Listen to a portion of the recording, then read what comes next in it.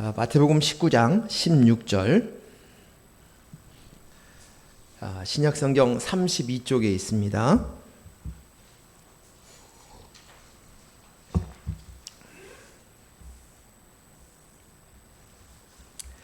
교독하겠습니다. 어떤 사람이 주께 와서 이르되 선생님이여 내가 무슨 선한 일을 하여야 영생을 얻으리이까? 예수께서 이르시되 어찌하여 선한 일을 내게 묻느냐? 선한 이는 오직 한 분이시라. 내가 생명에 들어가려면 계명들을 지키라. 이르되 어느 계명이니오니까? 예수께서 이르시되 살인하지 말라, 간음하지 말라, 도둑질하지 말라, 거짓 증거하지 말라. 내 부모를 공경하라. 내 이웃을 내 자신과 같이 사랑하라 하신 것이니라. 그 청년이 이르되 이 모든 것을 내가 지켰사온데 아직도 무엇이 부족하나이까? 예수께서 이르시되 내게 운전하고자 하신데 가서 내 소유를 팔아 가난한 자들에게 주라. 그리하면 하늘에서 보화가 내게 있으리라. 그리고 와서 나를 따르라 하시니. 그 청년이 재물이 많음으로 이 말씀을 듣고 근심하며 가니라. 예수께서 제자들에게 이르시되 내가 진실로 너희에게 이르노니 부자는 천국에 들어가기가 어려우니라. 다시 너희에게 말하노니 낙타가 바늘귀로 들어가는 것이 부자가 하나님의 나라에 들어가는 것보다 쉬우니라 하시니. 제자들이 듣고 몹시 놀라 이르되 그렇다면 누가 구원을 얻으리까? 예수께서 그들을 보시며 이르시되 사람으로는 할 수 없으나 하나님으로는 다 하실 수 있느니라. 이에 베드로가 대답하여 이르되 보소서 우리가 모든 것을 버리고 주를 따라 싸운데 그런즉 우리가 무엇을 얻으리까? 예수께서 이르시되 내가 진실로 너희에게 이르노니 세상이 새롭게 되어 인자가 자기 영광의 보좌에 앉을 때에 나를 따르는 너희는 12보좌에 앉아 이스라엘 12지파를 심판하리라. 또 내 이름을 위하여 집이나 형제나 자매나 부모나 자식이나 전토를 벌일 자마다 여러 배를 받고 또 영생을 상속하리라. 같이 읽습니다. 그러나 먼저 된 자로서 나중되고 나중된 자로서 먼저 된 자가 많으니라. 아멘. 오늘 말씀은 지금 계시록 말씀들을 이렇게 제가 이미 다 준비를 하고 뭘 설교를 해야겠다라는 것들을 진행하면서 했는데 제 안에 이번 다나투스 세미나를 가면서 제가 깨달았고 알은 것들을 우리 형제들하고 빨리 좀 나누고 싶은 마음이 있는 거예요. 물론 이후에 우리 청년들도 다나투스에 갔지만 또 우리 교우들도 우리 형제들도 또 참석하시는 분들이 계시고 또 하고 그렇습니다. 그런데 제가 알고 있는 이 이야기를 빨리 서로 나누고 싶은 이야기가 있어서 오늘 이 말씀, 이 본문을 정해가지고 다시 말씀을 하려고 합니다. 오래되기 전에 이 말씀을 가지고 제가 또 설교를 한 적이 있습니다. 이 말씀은 오늘 마태복음만 나와 있는 것이 아니라 마가복음 10장에도 나와 있고 누가복음 18장에도 이 말씀이 똑같은 동일한 내용의 말씀들이 기록되어 있습니다. 오늘 본문에 부자 청년이 예수님을 찾아왔어요. 그리고는 말씀 묻습니다. 예수님께 묻습니다. 선생님이요, 내가 무슨 선한 일을 하여야 영생을 얻으리까? 라고 묻습니다. 내가 무슨 선한 일을 하여야 영생을 얻습니까? 라는 것입니다. 그에게 마음속에는 그 영생에 대한 갈구가 있어요. 그리고 그 영생은 자신이 선한 일을 하면 얻을 수 있다는 생각을 가지고 있어서 그 내가 선한 일을 할 수 있도록 어떤 선한 일을 해야 되는지 그걸 가르쳐 달라고 예수님께 온 것입니다. 부자 청년의 영생을 자기의 행위로 자기가 잘 살고 잘 지키고 잘 믿고 그리고 착한 일을 많이 하면 된다는 생각이 그 속에 있어요. 근데 이것은 이 젊은 청년만 있는 게 아니에요. 오늘 우리가 이 땅에 태어난 모든 사람들은 이런 생각을 가지고 사고 자체가 여기로 쭉 가는 거예요. 그러니까 이 젊은 청년이 문제가 있는 것이 아니라 지금 우리 모두 다 이런 생각, 자기 행위로 무엇인가를 할 수 있다라는 생각을 가지고 있어요. 그래서 착한 일은 선한 일이야, 가치 있는 일이야, 의미 있는 일이야 라는 생각이 있습니다. 그리고 우리의 사고틀은 이 행함에 맞추어져 있어요. 모두 다.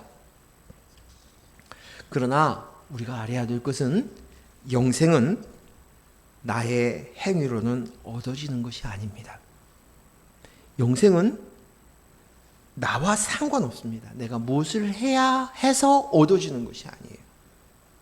성경을 수천 번을 읽어도 오늘 선명하게 분명하게 이야기하는 것은 영생은 내 행위로 얻어지는 것이 아니라 믿음을 가진 자만이 얻을 수 있다고 이야기하고 있습니다. 그리고 그 믿음은 누가 줘요? 하나님이 주시는 거예요. 하나님이 주시는 거예요. 내게 주시는 것이 아니에요. 요한복음 3장 15절 16절을 우리가 잘 알고 있는 말씀이죠. 암송도 하는 말씀이죠. 우리 같이 읽습니다. 시작. 이는 그를 믿는 자마다 영생을 얻게 하려 하심이라. 어떤 자가 영생을 얻는다고요? 믿는 자에게 영생을. 행함이 아니라 믿는 자. 일을 굳이 그것을 선한 일이라고 얘기한다면 선한 일은 믿는 거예요. 믿는 거. 16절 같이 읽습니다. 하나님이 세상을 이처럼 사랑하사 독생자를 주셨으니 이는 그를 믿는 자마다 멸망하지 않고 영생을 얻게 하려 하심이라. 영생을 얻게 한다. 믿는 자에게. 믿음은 내가 믿는다고 해서 생겨나는 것이 아니에요. 내가 믿어야지. 좋은 소식이야. 그러니까 그것을 믿어야지 라고 생각해요. 근데 그것은 내가 가지고 있는 내가 나야 밖에 모르기 때문에 그런 거예요. 이 믿음의 반론은 나로부터 되어지는 건 아니에요. 아무리 똑똑하고 IQ가 높아도 이것이 믿어지지 않는 건 믿어지지 않는 거예요. 믿음은 하나님으로부터 반로되는 것이. 하나님이 주시는 것이에요. 믿음은 신념이나 확신이 아니에요. 내가 뭘 해야겠어? 내가 결심했어? 내가 이걸 믿어야지? 그렇게 되어지는 것이 아니야. 설사 나는 그렇게 한 것 같이 보여지지만 사실은 하나님이 믿음을 주셨기 때문에 그것이 가능한 것이에요. 내 행위로 얻어지는 것이 아니에요. 나와는 상관이 없습니다. 오직 그 행위는 예수 그리스도 십자가 그 행위로 얻어지는 것입니다. 선한 행위, 여기에 선한 행위를 얘기하는데 이 선한 행위는 하나님이 하시는 것이 선해요. 하나님이 하시는 건 모두 다 선해요. 선한 분은 오직 하나님밖에 없어요. 그리고 하나님이 하신 그 일이 뭐예요? 예수 그리스도. 그가 십자가에 못 박혀 내가 되셔서 죽으셨어요. 이게 선한 일이에요. 하나님의 뜻대로 되어진 것이에요. 그리고 이 영생은 예수 그리스도를 영접하여서 이제 그리스도의 영과 연합된 하나가 된 이에게 바로 이 영생이 오는 거예요. 그래서 요한복음 17장 3절 뭐예요? 우리 잘 알고 있는 영생이 뭐예요? 같이 읽습니다. 영생은 곧 유일하신 참 하나님과 그가 보내신 자 예수 그리스도를 아는 것이다. 이거 하도 말을 해서 우리가 너무너무 잘 알죠. 그렇죠? 여기서 아는 것은 그냥 지식적으로 안다는 얘기가 아니라 부부가 남편과 아내가 아는 것을 이야기하는 것입니다. 이것은 하나 된다는 얘기예요. 남편과 아내가 하나 된다. 이것을 안다라고 성경에서 표현하고 있습니다. 남자가 부모를 떠났어요. 그리고 부모를 떠나야만 아내와 여자와 연합합니다. 하나가 되는 것입니다. 그리고 그것을 통해서 무엇을 낳아요? 생명을 낳아요. 아들을 얻습니다. 이 말이 다르게 얘기하면 그리스도와 내가 연합되어 한 몸을 이루는 거예요. 신랑 되신 그리스도와 우리 신부인 우리 여자인 우리가 연합하여서 한 몸을 이루었다. 그래서 연합입니다. 그리스도가 머리가 되고 우리가 몸이 되옵니다. 그래서 교회입니다. 몸이 된 자, 그리스도의 몸이 된 자, 그것이 바로 교회인 거예요. 오늘 이 청년이 예수님의 그 말씀 앞에서 예수님의 대답이, 청년의 이 질문 앞에서 예수님의 대답이 17절이에요. 17절. 우리 같이 읽습니다. 17절 시작. 예수께서 이르시되 어찌하여 선한 일을 내게 묻느냐? 선한 이는 오직 한 분이시니라. 내가 생명에 들어가려면 계명을 지키리라. 여기 선한 분은 누구라고요? 하나님이시다. 하나님만 선한 분이시다라고 얘기합니다. 성경 속에서 선은 무엇입니까? 착한 행동이 아니죠. 규범을 지키는 것 아니죠. 좋은 일을 하는 것 아니죠. 칭찬받는 일을 하는 것이 아니죠. 그 행위가 아닙니다. 성경 속의 선은 유일하신 하나님밖에 없습니다. 단 한 분만이 선하십니다. 그리고 그분의 말씀이 그대로 이루어지는 것을 선하다라고 말씀하십니다. 그래서 우리 처음 창세기에 보면 1장에 계속해서 선하다는 말을 이야기합니다. 우리말로 굳이 이야기한다면 좋다 그 말이에요. 좋다, 선하다 그 표현이에요. 창세기 1장 30절 31절 말씀 읽어보겠습니다. 30절. 이 30절 31절에 30절 하반절에 뭐라고 썼냐면 그대로 되니라. 31절 초반에 하나님이 지으신 그 모든 것을 보시기에 심히 좋았더라. 이거예요. 하나님께서 그대로 되니, 하나님이 말씀하신 대로 그대로 되니라. 그리고 하나님이 이야기하시기를 보기에 심히 좋았더라. 그 말씀대로 되었다. 이것입니다. 이것이 선이에요. 그리고 여기에서 이야기하고 있는 이야기의 주제는 생명이에요. 생명. 생명에 대한 이야기를 하고 있습니다. 영생은 생명이 있는 자만이 가질 수 있습니다. 죽은 자에게는 영생이 없어요. 죽은 자에게는 영생이 없어요. 오직 생명 있는 자만이 영생을 가질 수 있습니다. 그래서 오늘 예수님께서 뭘 얘기하냐면 계명을 지키라 라고 얘기해요. 계명을 지키라. 계명이 뭐예요? 십계명이죠. 그렇죠. 또 이 계명을 얘기하면 뭐 명령, 규례 이런 거 얘기하면 많아요. 그것을 축약하면 십계명이에요. 근데 십계명을 딱 줄이면 또 무슨 말이에요? 하나님을 사랑하고 이웃을 사랑하는 거예요. 그렇죠? 십계명을 축약하면 그것이. 그래서 이 계명, 이 말씀은 바로 사랑이에요. 그리고 이 말씀은 신약 성경에 와서 뭐라고 그래요? 말씀이 육신이 되어 오신 분이 누구예요? 예수님. 예수님이에요. 예수님이. 그래서 오늘 예수님께서 이 계명을 지키라 라고 얘기하신 이 말씀이 무엇을 의미하는지 지금 이 젊은 청년, 부자 청년은 잘 알아듣지 못한 거예요. 계명을 지키라. 이 계명이 뭘 얘기하고 있는지 이 청년은 못 알아듣고 그냥 또 뭐 하려고 들어요? 행함으로 들어가는 거예요. 행함으로. 그걸 지켜야지. 이렇게 얘기하는 거예요. 나에게 예수 그리스도를 받아야만, 예수 그리스도의 DNA를 받아야만, 예수 그리스도를 내가 영접하여 내 안에 와야만이 생명이 있어요. 와야만. 생명. 그 생명이 있는 자에게 영생이 허락이 되는 거예요. 십계명은 예수님입니다. 그래서 예수님입니다. 예수님이 말씀이 육신이 되어서 오셨어요. 이 말은 뭐냐면 예수 그리스도께서 내가 되셔서 십자가에 못 박혀 죽으셨어요.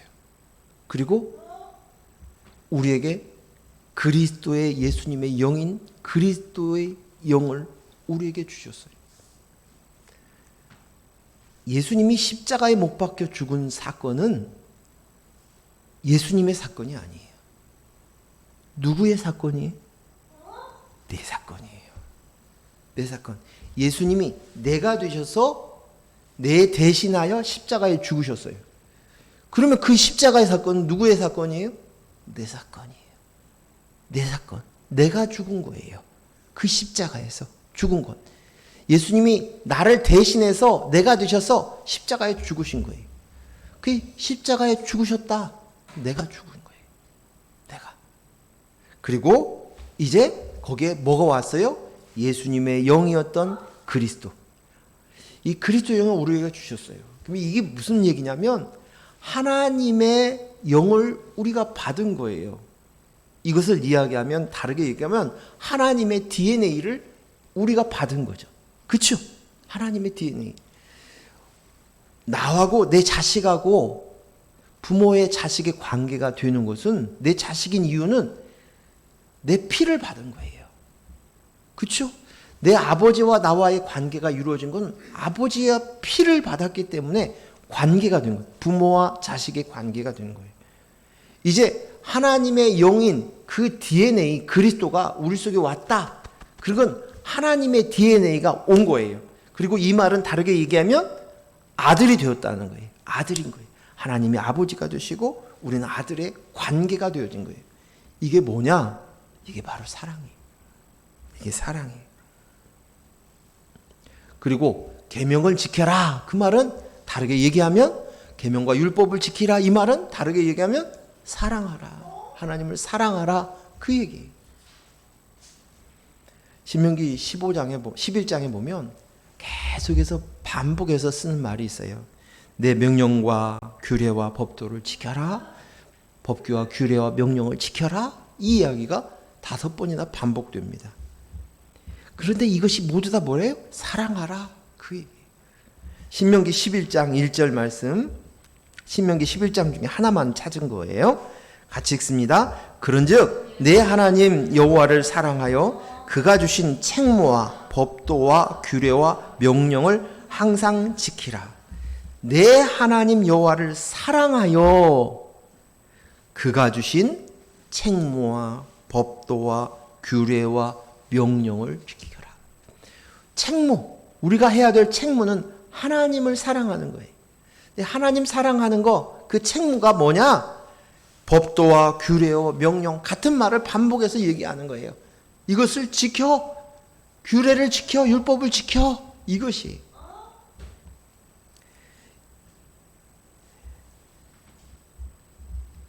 예수님께서 계명을 지키라 라고 하신 말씀은 행위로 율법을 지키라 하신 말씀이 아니라 계명은 바로 예수 그리스도, 말씀이신 예수 그리스도를 이야기하는 것이고 그 예수 그리스도, 그것을 통해서 그 말씀이신 그분이 오신 목적이 뭐냐면 바로 그리스도의 영을 우리 속에 들어가서 이제는 생명 있는 자가 되라 하는 거예요.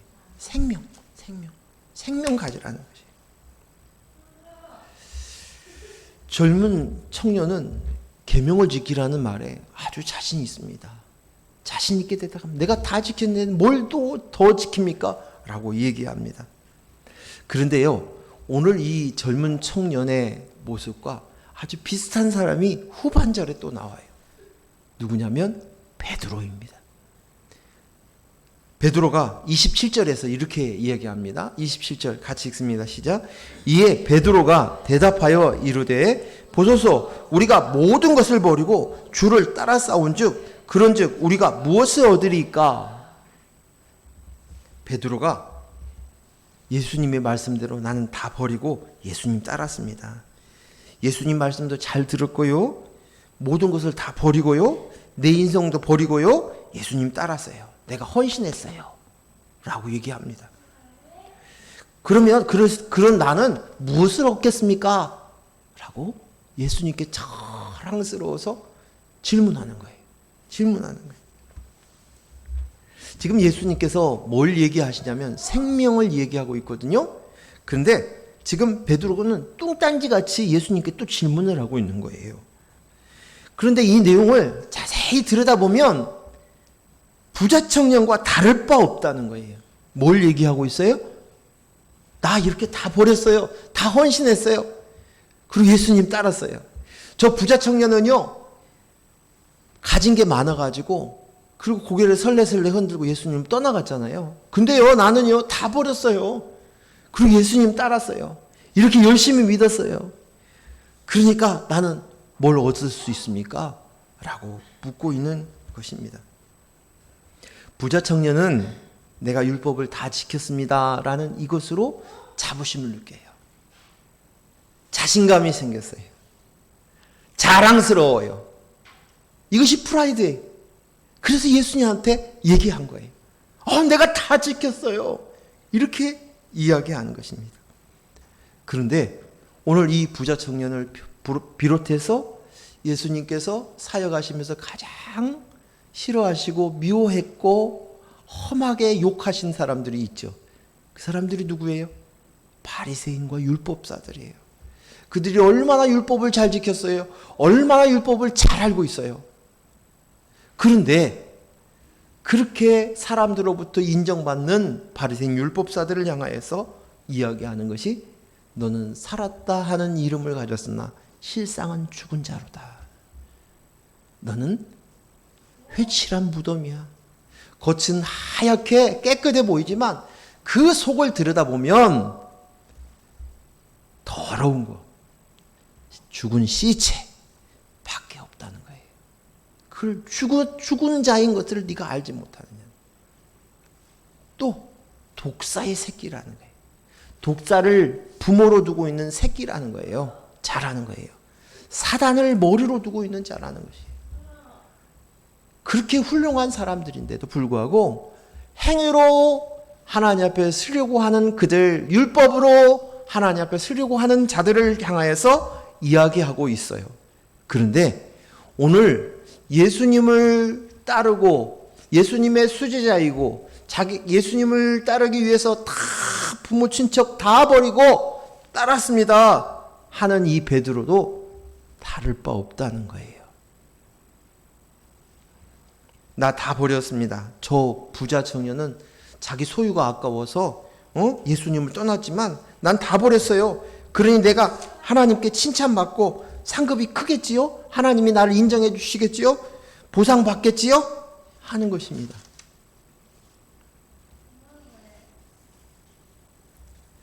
보십시오. 오늘 베드로는 자기의 모든 것을 버리고 예수님을 따랐지만 이가 예수님을 따랐다고 하지만 누가 따른 거예요? 그리스도의 영이 따른 겁니까?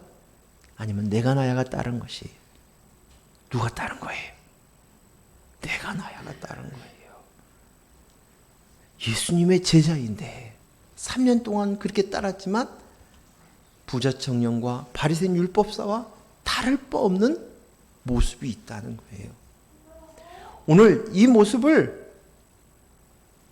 내 모습으로 보셔야 돼요.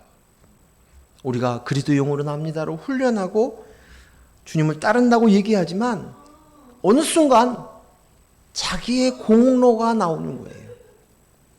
내가 어떻게 했는데, 내가 무엇을 했는데 하는 마음들이 있는 거예요. 예수님 나는요 이렇게 따랐으니까요, 다 버렸으니까요, 나 하나님 앞에 인정받고 칭찬받지요, 상급이 크겠지요. 이야기하는 거예요. 정확하게 이야기하면 내 공로가 생각이 나지 않아야 되는 것이 맞다는 거예요. 내가 한 행동이. 자기의 공로가 생각이 난다면 그것은 그리스도의 영으로 한 것이 아니라 내가 나야가 한 행동이라는 것입니다. 내가 한 것이 자꾸만 생각이 났다면 내가 또 그리스도 영으로 합니다 라고 하면서 내가 나야가 그 속에 들어갔구나. 내가 나야가 구제를 했구나. 내가 나야가 헌신을 했구나. 내가 나야가 무언가를 해서 하나님 앞에 또 인정받으려고 서고 있구나. 이것을, 이 실상을, 나의 실상을 조명하고 볼 수 있었으면 좋겠어요. 이것을 정확하게 구분해야 돼요. 자, 예를 들어서 이야기를 해봅시다. 부모가 자식을 위해서 희생을 합니다. 헌신을 합니다. 내가 먹고 싶은 거 참아서 자식이 입속에 집어넣었어요. 내가 입고 싶은 거 참고 내 자식에게 좋은 거 입혔어요. 그렇게 키웠습니다. 그렇게 양육했습니다. 그런데 어느 날 자식이 부모의 말을 안 듣고 대적하기 시작합니다. 내 마음대로 살겠다고 얘기합니다. 나는 저를 위해서 이 얘기해 줬는데 그게 부담스럽다고, 난 싫다고 하고 자식이 부모를 받습니다. 그러면 그때 부모가 하는 얘기가 뭐라고 얘기를 해요? 내가 저를 어떻게 키웠는데, 내가 얼마나 힘들게 키웠는데 어떻게 네가 나한테 그럴 수 있냐? 이런 이야기 좀 자주 들어보시지 않았습니까? 혹시나 여러분 입에서 그런 얘기가 내 자식한테 그런 비슷한 뉘앙스로 얘기한 적 없습니까? 그런 느낌으로라도 말한 적 없습니까? 있습니다. 있지요. 네. 있지요. 그렇죠? 그러면 뭐 했다는 거예요?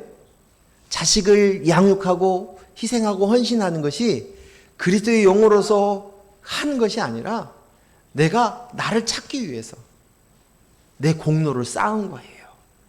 근데 그 공로가 무너지니까 너무 괴로운 거예요. 그런데 오늘 잘 생각해 보십시오. 자식이 들어봤습니다. 부모한테. 대항합니다. 대적합니다.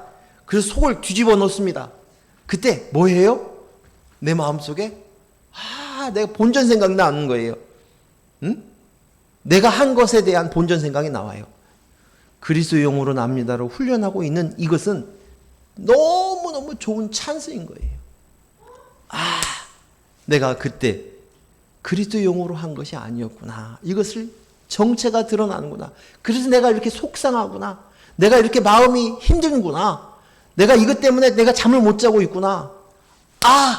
이것을 십자가 앞에 내려놓는 거예요. 그 내가 나야가 한 것입니다. 내가 나야가 하는 것입니다.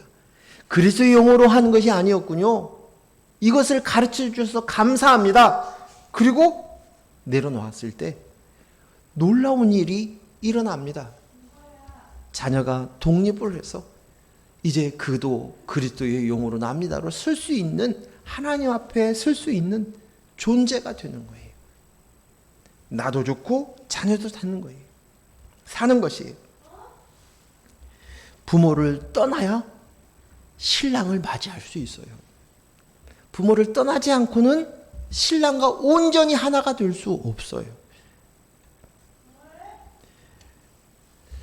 베드로는 바리새인과 율법사와 뭔가 자신은 다르다고 생각하였지만 아직도 그는 예수님의 말씀을 알아듣지도 못하고 있으며 나 잘했지요.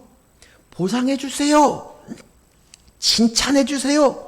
그리고 그것으로 또한 나를 삼으려고, 내가 배부르려고 하는 것입니다. 우리가 그리스도의 영으로 나입니다 하면서 훈련하지만 어쩌면 베드로와 같은 모습이 여전히 내 속에 있지 않는지 그것을 볼 수 있는 은혜가 있기를 원합니다. 21절 말씀이 아주 중요한, 이 본문 전체의 가장 중요한 키포인트예요. 핵심 요절입니다. 21절 같이 읽겠습니다. 시작. 예수께서 이르시되 내가 온전하고자 할진대 가서 내 소유를 팔아 가난한 자들에게 주라. 그리하면 하늘에서 보화가 내게 있으리라. 그리고 와서 나를 따르라 하시니. 아멘. 오늘 이 말씀이 제가 제대로 알아들은 말씀이에요. 이 말씀이 무슨 말씀인가? 예수님께서 말씀하셔요. 너 온전하고자 하니? 그러면 내 소유를 팔아서 가난한 자들에게 나눠주고 나를 따라 라고 얘기하십니다. 근데 오늘 이 말씀이 무슨 말씀이냐면, 온전하고자 하니 지금 이 부자 청년은 많은 것을 소유한데도 불구하고 그가 온전하고자 하는 마음이 있는 거예요. 아직도 결핍이 있는 거예요. 내 속에 뭔가 채워지지 않은 부분들이 있는 거예요. 완전하지 않은 나를 본 것이에요. 자기의 부족함, 자기의 결핍. 그래서 마음이 가난한 거예요. 내가 뭔가를 채우고 싶은 거예요. 그래서 온전하고자 하는 마음들이 있는 거예요. 그때 예수님이 하시는 말씀이 내 소유를 다 팔라는 것입니다. 내 소유. 여기에서 이야기하고 있는 이 소유는 그가 부자 청년이다라고 얘기하는데, 이 부자가 실제 부자인지 부자 청년인지 모르겠어요. 이게 그러니까 물질적으로 돈이 많은 사람이었는가 아니었는가 그건 모르겠어요. 근데 오늘 성경에서 이야기하고 있는 이 본문으로 보면 그는 부자였어요. 이 말은 뭐냐면 내가 나야를 삼고 있는 것들이 많다는 거예요. 내가 공부를 많이 했어요. 내 학벌이 많아요. 좋아요. 내가 돈뿐만 아니라 명예가 있어요. 내가 열심히 말씀을 지켰어요. 신앙생활을 잘 지켰어요. 내가 구제해가지고 내가 금식해가지고 금식한 돈으로 구제 가난한 사람들 나눠주었어요. 또 반대로 내가 사람들에게 인정받는 명성이 있어요. 내가 건강해요. 나는 힘이 좋아요. 내겐 자식이 있어요. 근데 그 자식들이 잘 되었어요. 반대로 내 자식이 있는데요. 그 자식이 속을 썩여요. 그런 자식이 있어요. 그것도 나를 삼으면 그것도 나인 거예요. 돈이 많은 것도 돈이 적은 것도 다 나예요. 나를 삼은 거예요. 응? 내가 사람들이 많이 알려주는 것도, 알려져서 인정을 받는 것도 나이고, 인정받지 못하는 것도 그것을 나로 삼으면 그게 나인 거예요. 이것이 다 자기의 소유예요. 자기 것이. 그것을 가지고 하나님 앞에 쓰는 건 먼저 네 소유를 팔라는 거예요. 네 소유, 네가 가지고 있는 소유. 그것이 내가 나야를 증명하는 것들 여러분 다 있을 거예요.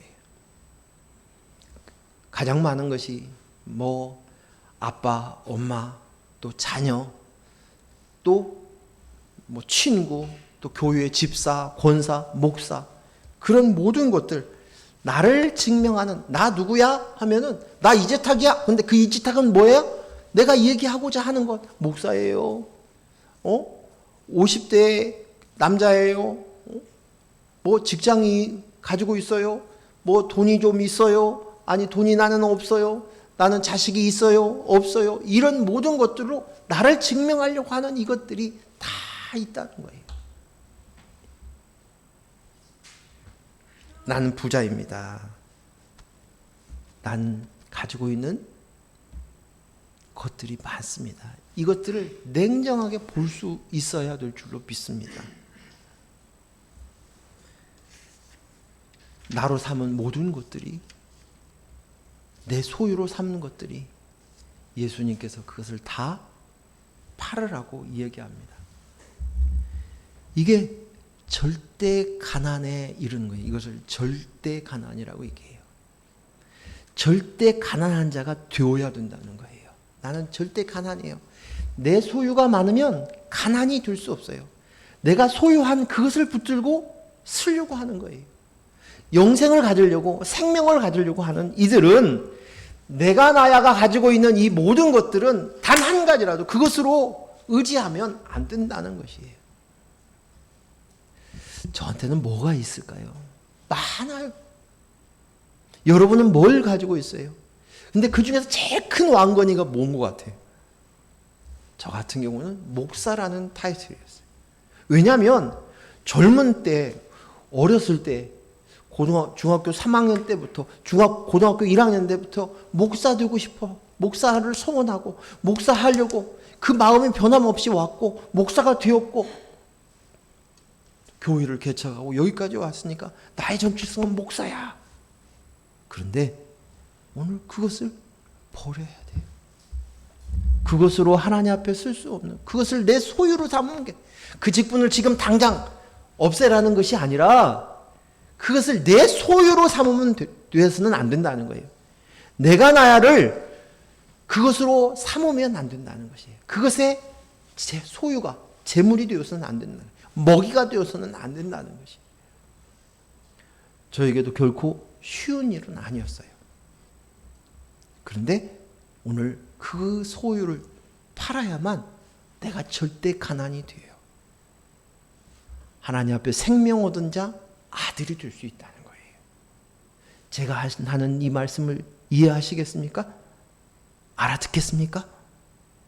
이것이 결코 쉬운 이야기는 아니에요. 하지만 우리가 정확하게 진리를 보고 알아들으면 이것을 할 수 있는 것입니다. 절대 가난은 나에게 도움이 없으면 나는 살 수 없습니다 라는 거예요. 어린 아기는 부모가 절대적으로 필요합니다. 그래서 아이에게는 절대 가난이 있어요.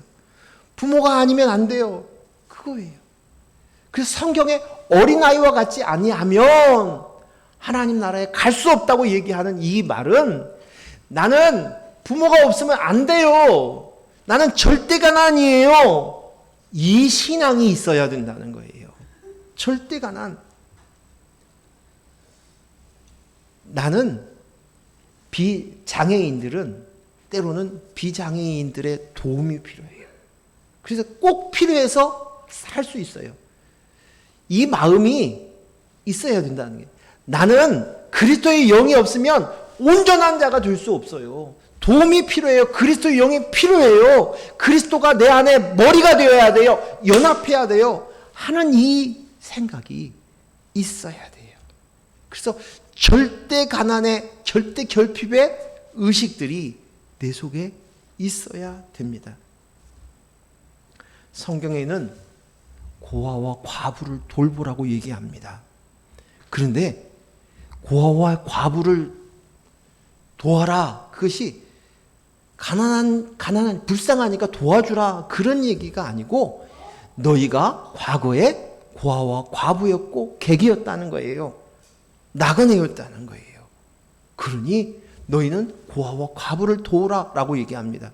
이것은 절대적으로 너희가 절대 가난 고아이고 과부이다는 것이에요. 이것을 가르쳐 주시는 말씀이에요. 신명기 16장 11절 12절 말씀 읽습니다. 같이 읽습니다. 시작. 너와 내 자녀와 노비와 내 성중에 있는 레위인 및 너희 중에 있는 객과 고아와 과부와 함께 내 하나님 여호와께서 자기의 이름을 두시려고 택하신 곳에서 내 하나님 여호와의 앞에서 즐거워할지니라. 너는 애굽에서 종되었던 것을 기억하고 이 규례를 지켜 행할지니라. 아멘. 너희가 애굽에서 종로로 됐지? 그랬었지. 근데 네가 그때 고아였어, 과부였어, 객이었다는 거예요. 그러면서 여기에서 이제 나그네 고아 과부를 도우라는 이 말은 바로 너가 고아이고 과부인 것을 알라는 거예요. 그것을 그래야만 진짜 중요한 것을, 생명을 얻을 수 있다는 얘기예요. 이 인식이 우리에게 있어야 돼요. 내가 고아구나, 진짜 고아구나, 과부구나. 야고보서 1장 27절 말씀 잘 천천히 읽겠습니다. 하나님 아버지 앞에서 정결하고 더러움이 없는 경건은 곧 고아와 과부를 그 환난 중에 돌보고 또 자기를 지켜 세속에 물들지 아니하는 그것이니라. 아멘. 경건이 뭐예요? 고아와 과부를 돌보는 것이래요. 그리고 자기를 세속에서 지키는 것이에요. 세속에서 지킨다는 말은 쏙 알아듣죠. 세상에 내가 나야 하고 있는 세상 가치관으로부터 나를 지키는 것이에요. 근데 이해가 되는데 그 앞전에 뭐예요? 고아와 과부를 돌보라. 내가 고아이고 과부인 것, 이것이 바로, 이것을 인식하는 것이 경건이라는 거예요. 경건.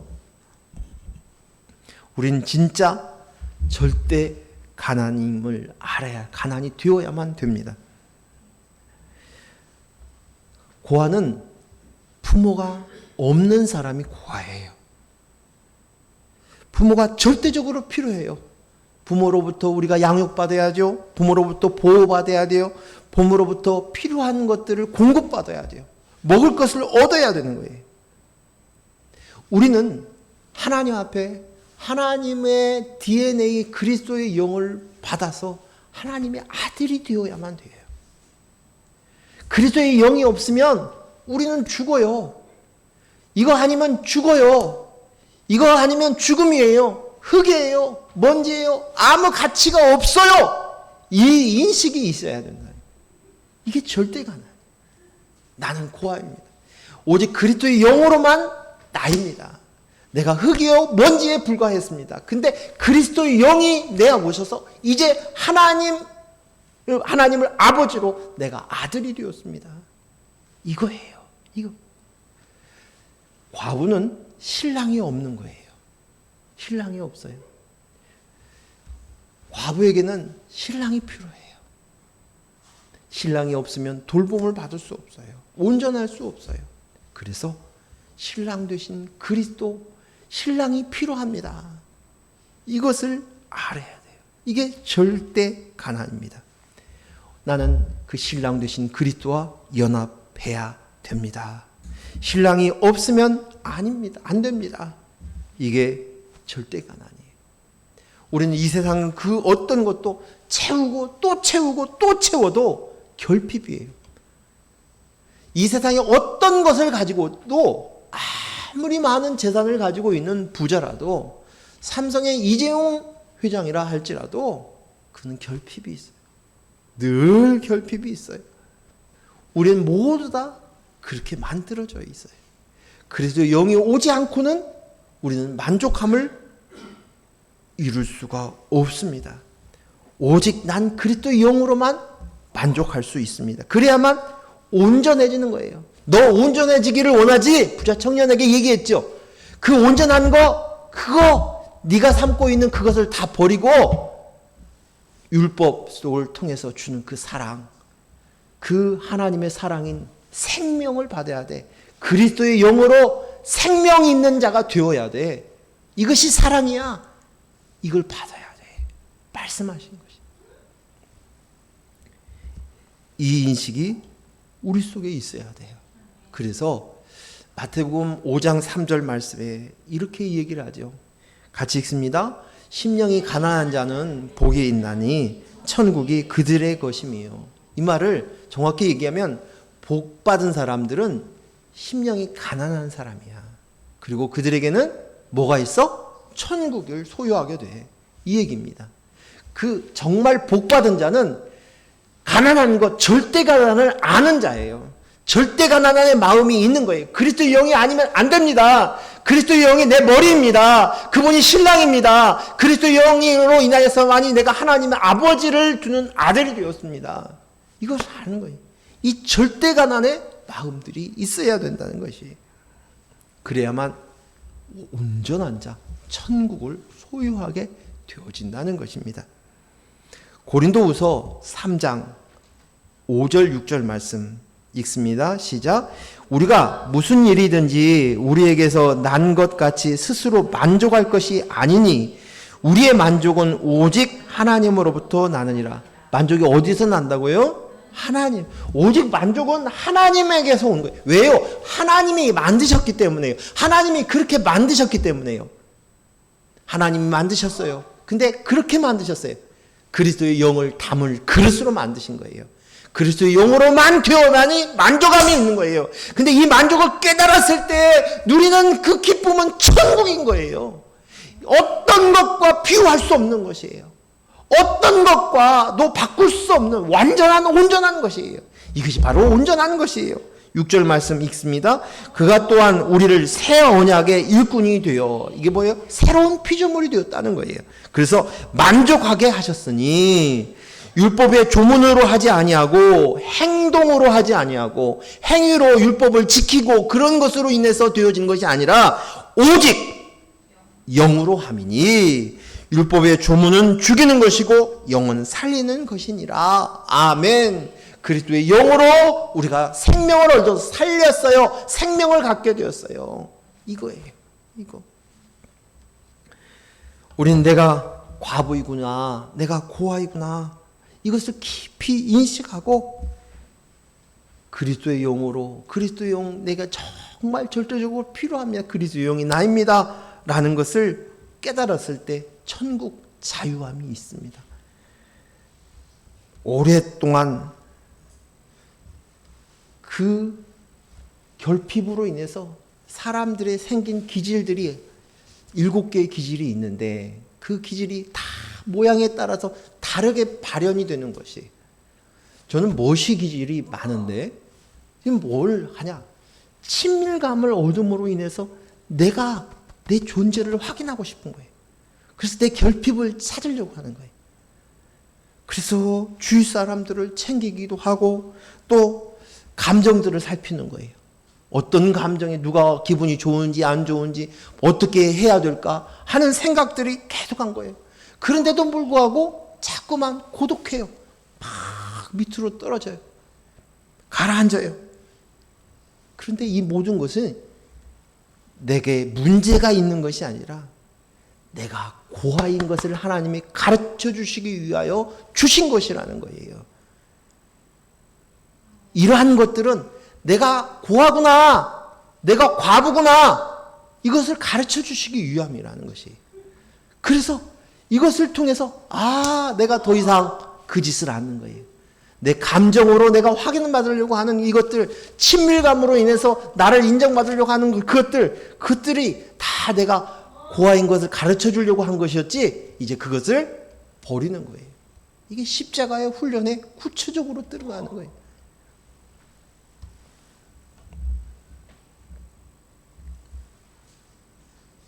그리고 이제 오직 그리스도의 영을 담은 그릇이 되고, 그리스도의 영이 내 머리가 되고, 그리스도의 영을 내 안에 있음으로 내가 성전이 되고, 그리스도를 머리로 두고 있는 교회가 되고, 그리스도를 신랑으로 모시는 신부가 되는 거예요. 이것이 뭐예요? 하나님의 사랑이에요. 하나님의 사랑. 내가 삼고 있는, 내가 나야를 가지고 있는 이 재산들을, 소유를 다 팔아야만 그 다음에 뭐가 와요?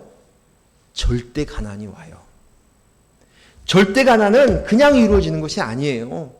내가 여전히 내가 나를 삼고 있는 그것들의 가치를 두고 의미를 두고 있으면 절대 가난을 도달할 수 없는 거예요.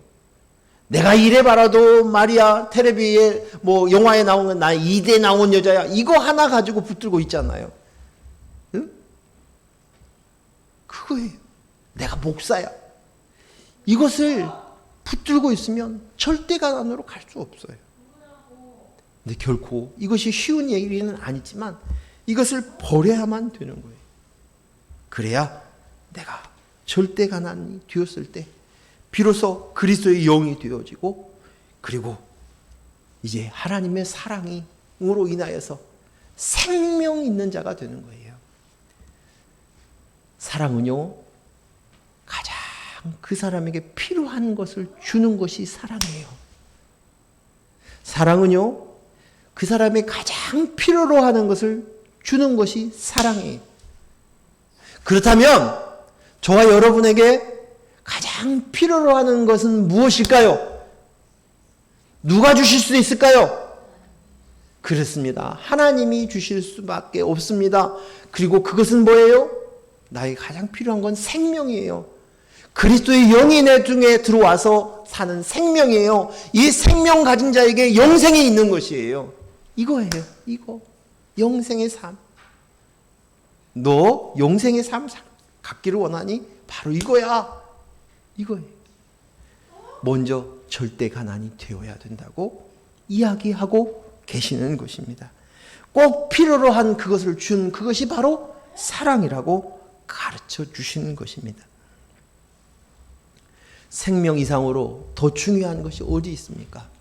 지난주에 말씀을 나누었지만 육신이 죽고 살고가 중요하지 않았어요. 예수님은 더 중요한 건 이 생명이었어요. 영생이었어요. 그래서 야이로 회당장 야이로의 딸을 죽고 난 이후에 살리셨고, 나사로를 죽고 난 이후에 나흘이 지나서 찾아가서 살리셨어요. 이것을 통해서 진짜 생명을 보라는 것이지. 생명. 그런데 오늘 이 말씀 중에서 정말 중요한 말씀이 뭐냐면, 오늘 읽은 21절 말씀에 보니까 내가 이 소유를 다 팔아 가난한 자를 주라 하는 이 말씀 속에 이 단어예요. 저는 이 말씀을 어떻게 그냥 쉽게 지나가냐면, 내가 그 내 소유를 팔아가지고 그놈 가지고 가난한 사람을 나눠주라, 이렇게 인식했어요. 그런데 오늘 이 말씀을 잘 보세요. 생명의 관점으로, 복음의 관점으로 이 말씀을 보세요. 21절 말씀을 한 번 더 읽겠습니다. 시작. 예수께서 이르시되 내가 온전하고자 할진대 가서 내 소유를 팔아 가난한 자들에게 주라. 그리하면 하늘에서 보화가 내게 있으리라. 하늘의 보화는 뭐겠습니까? 생명, 영생이에요. 영생. 응? 그리고 와서 나를 따르라 하시니라 라고 얘기하는데요. 여기에 내가 온전하고자 할진대 가서 내 소유를 팔아. 여기에 네 소유를 가난한 자에게 나누어 주라, 구제하라, 그 얘기가 아니에요. 먼저 네가 팔아서 절대 가난이 되고 나면 뭐가 와요? 생명이 왔어요. 그러면 그 생명을 가지고 있는 그가 이제 하나님의 사랑을 받았어요. 하나님의 사랑으로 내가 생명 얻은 자가 되었어요. 그러면 이제 가난한 자에게 주라는 거예요. 뭘 줘야겠어요? 가난한 자에게 가장 필요한 것이 무엇일까요? 생명이에요. 그리스도의 영이, 저가 그리스도의 영이 있어야 되는 거예요. 그래서 하나님의 사랑을 받은 자가 비로소 이웃 사랑을 주라는 것이에요. 그래서 이 말씀이 하나님의 사랑, 이웃 사랑인 것이에요. 하나님 사랑, 이웃 사랑인 것이에요. 이 세상에 내가 물질로도 내 마음을 전할 수 있어요. 시간으로도, 땀으로도, 수고로도, 마음으로도 들을 수 있다고 생각되지만, 그 사람이 가장 필요한 것은 생명이에요. 그런데 그리스도의 영으로 내가 절대 가난이 되어야만, 그리스도의 영으로 납니다 라는 것을 깨닫고 내가 다 팔고 난 이후에 보니까, 그러고 나니 이제 가난한 자가 보이는 거예요. 저에게도 그리스도의 영이 필요한데 생명이 있어야 되는데, 그거예요. 그리고 여기서 얘기하는 것이 내가 그 생명을 줄 수 있는 자는 아니에요. 누가 줘요? 오직 하나님만이 주시는 것이에요. 그에게 생명이 있어야 돼. 내 자녀를 바라보면서 생명이 있어야 돼. 그것을 볼 수 있는 거예요. 이것이 이웃사랑이라는 거예요. 이웃사랑. 하나님 사랑, 이웃사랑. 십계명, 율법. 그거예요. 이것을 향해서 너는 마음을 다하고 뜻을 다하고 정성을 다하여 온 힘을 다하여서 주 너의 하나님을 사랑하고 이와 같이 내 이웃도 사랑하라는 말씀인 것이에요. 그래서 저와 여러분은 오늘 보는 관점을 볼 때 우리 자녀를 보면서 우리 자녀가 아무 문제 없고 온전한 아이구나 라고 봐서는 안 돼요. 그 아이가 멀쩡하게 직장에 다니고 있어요. 멀쩡하게 연애도 하고 있어요. 멀쩡하게 좋은 무슨 일들이 일어나고 있어요. 학교도 나왔어요. 건강해요. 예뻐요. 그래서 멀쩡하구나. 교회도 나와요. 교회 나오는 것을 멀쩡하구나. 그렇게 봐서는 안 되는 거예요. 뭘로 봐야 돼요? 그리스도예요. 제가 영이 필요한데, 그리스도 영이 필요한데, 생명이 필요한데, 제가 저렇게 세상에서 허우적거리고 있구나 하는 것을 보는 것, 이것이 바로 이웃사랑이에요. 하나님 사랑, 오늘 이웃사랑이 그래서 같은 하나인 거예요. 사랑. 오늘 이 말씀들을 꼭 나누고 싶어서 여러분에게 이 말씀을 정해서 다시 이야기하였습니다. 오늘 우리 같이 하나님 사랑, 이웃 사랑이 이루어질 수 있는 저와 여러분 되기를 원합니다. 기도합니다. 하나님 아버지 감사합니다. 오늘 주신 말씀들을 알아들을 수 있도록 해주시니 감사합니다. 하나님께서는 비유가 아니면 말씀하지 않았습니다. 왜요? 우리가 깨닫지 못하기 때문에, 알지 못하기 때문에, 오직 복음을 깨달은 자에게만, 그리스도의 영이 있는 자에게만 이 생명의 말씀이 무엇을 얘기하시는지, 예수님이 하신 말씀의 진짜가 무엇인지를 알 수 있습니다. 아버지 하나님, 우리가 이 복음을 깨닫게 해주시니 감사합니다. 오늘 이 하나님 사랑, 이웃 사랑을 붙들고 참 하나님의 계명을, 명령을, 규례를 지키며 살아가는, 하나님을 사랑하며 사는 저희들이 되게 하여 주시옵소서. 예수님 이름으로 기도했습니다. 아멘.